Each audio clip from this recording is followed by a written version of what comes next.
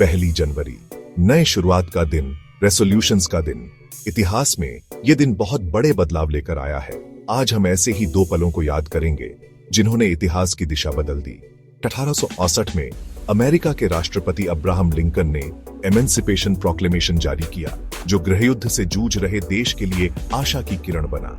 लगभग 1.5 सदी बाद 1999 में यूरोपियन यूनियन ने यूरो को लाया, जो आर्थिक और राजनीतिक एकता की ओर एक बड़ा कदम था।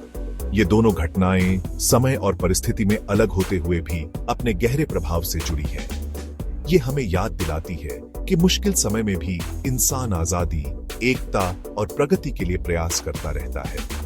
ये ऐसे इन घटनाओं के ऐतिहासिक परिप्रेक्ष्य, उनके महत्व और स्थायी विरासत को दर्शाता है।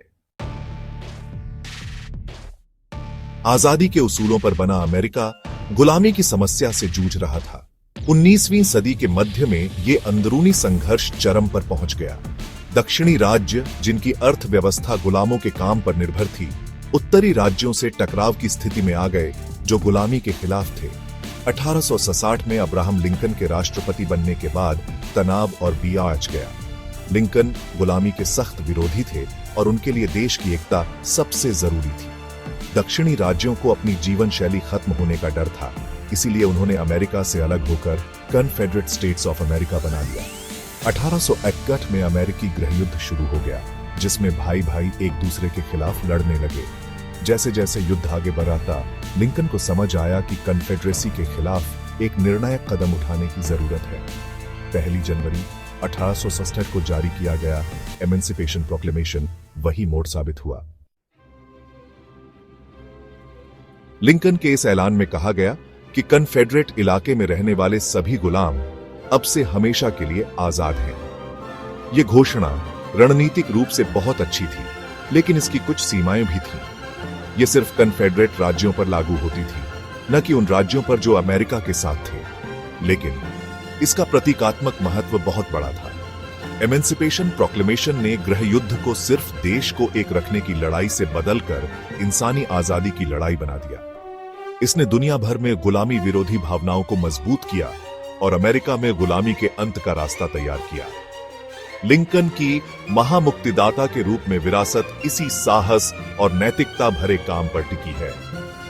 एमेंसिपेशन प्रोक्लेमेशन संकट के समय में नेतृत्व की शक्ति और सभी के लिए समानता के निरंतर प्रयास का प्रमाण है।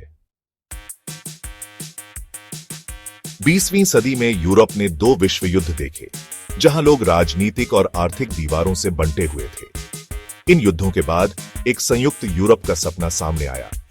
1956 में बनी यूरोपियन इकोनॉमिक कम्युनिटी ने आर्थिक सहयोग की नींव रखी। 1980 में बर्लिन की दीवार गिरने से एकीकरण की यह प्रक्रिया और तेज हो गई।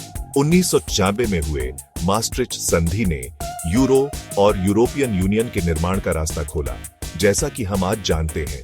पहली जनवरी 1996 को 12 यूरोपीय देशों के लिए यूरो को एक साझा मुद्रा के रूप में पेश किया गया।